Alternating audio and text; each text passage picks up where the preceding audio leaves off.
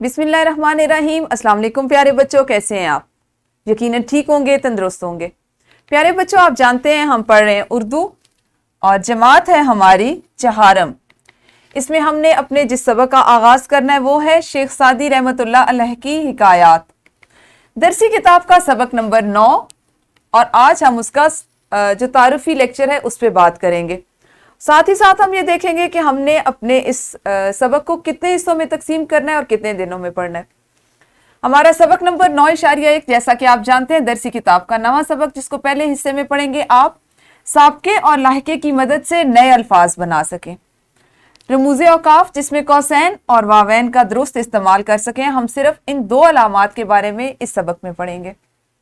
सबक नंबर 9.2 कहानियों और नज़मों में दिए गए फितरी मनाजिर, कैफियत और हालात पर अपने जज्बात का इजहार कर सकें, किसी सरगर्मी में हिस्सा लेने के लिए अपनी ख्वाहिश का इजहार कर सकें। सबक नंबर 9.3 मोबाइल, टैब, कंप्यूटर या इंटरनेट वगैरह की मदद से नज़्म नसर पढ़ सकें, किसी भी मौजू पर अपने साथियों के साथ उर्दू में मुबाहिसा कर सकें।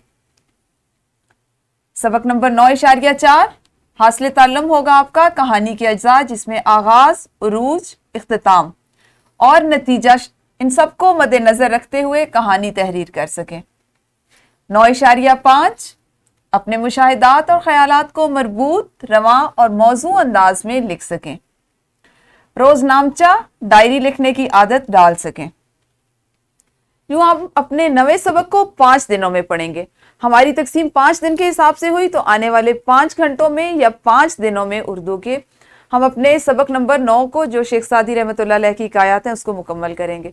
तो इंशाअल्लाह कल से हम अपने सबक का बाकायदा आगाज़ करेंगे। उस वक्त तक अपना ख्याल रखिए। अल्लाह हाफिज़। शुक्रिया।